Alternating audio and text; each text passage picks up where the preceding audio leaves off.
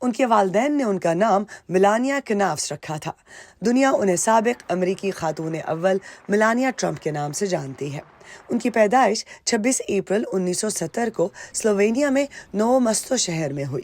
ان کی پرورش کے دوران ان کے والد سوینسکا کے قصبے میں گاڑیاں بیچتے تھے، جبکہ ان کی والدہ ٹیکسٹائل کی انڈسٹری میں کام کرتی تھی۔ لیکن میلانیا کی اسکول کی ساتھی مرجانا جلانشکی کہتی ہیں کہ میلانیا کی دلچسپی فیشن میں تھی۔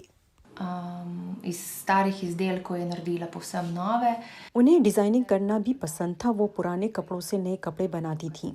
میلانیا نے کالج میں اپنی ڈیزائننگ کی تعلیم کو روک کر میلانیا کنوفس کے نام سے یورپ میں ماڈلنگ کرنا شروع کر دی۔ 1990 کی دہائی میں ان کی کامیابی انہیں امریکہ لے آئی۔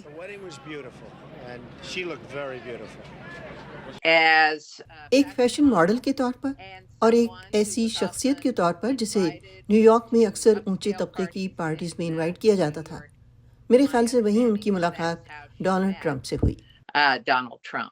22 جنوری 2005 کو وہ میلانیا ٹرمپ بنی اور ایک سال بعد ان کا اور ڈونلڈ ٹرمپ کا پہلا اکلوتا بیٹا بیرن پیدا ہوا۔ اسی سال وہ امریکی شہری بھی بن گئی۔ میلانیا ٹرمپ کی زندگی نے اس وقت ایک مختلف موڑ لیا جب ان کے شوہر نے ریپبلکن پارٹی کے ٹکٹ پر 2016 کا صدارتی انتخاب لڑا۔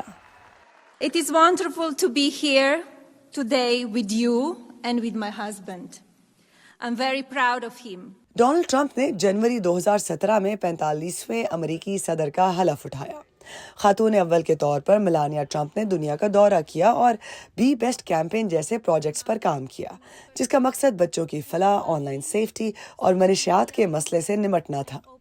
اگرچہ دیگر فرسٹ لیڈیز کے مقابلے میں انہوں نے خود کو زیادہ نمایاں نہیں کیا، پھر بھی انہیں میڈیا کی سخت جانچ پڑتال کا سامنا رہا۔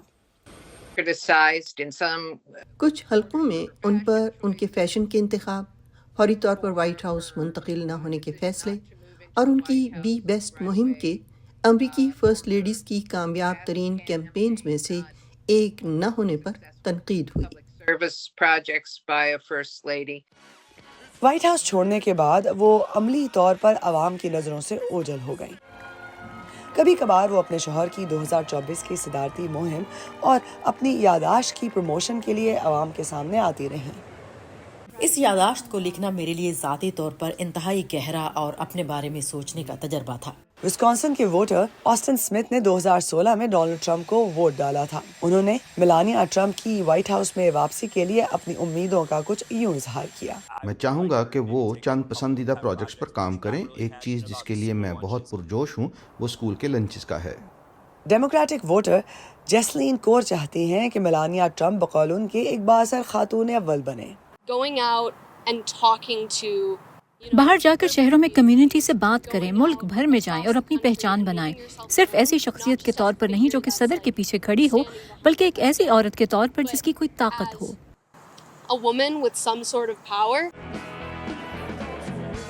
تاہم تجزیہ کار کیتھرین جیلیسن سمجھتی ہیں کہ میلانیا ٹرمپ دوسری مدت صدارت میں بھی ایک خاتون اول کے طور پر لائم لائٹ سے زیادہ تر دور ہی رہیں گی۔ ویرونیا بالڈریس اگلیسیس کے ساتھ Iram Abbasi, Voice of America.